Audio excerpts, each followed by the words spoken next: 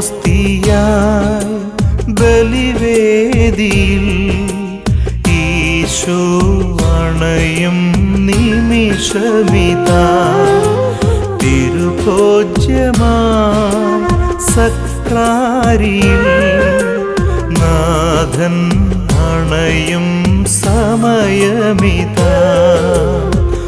മനസ്സിൻ്റെ നോവുകൾ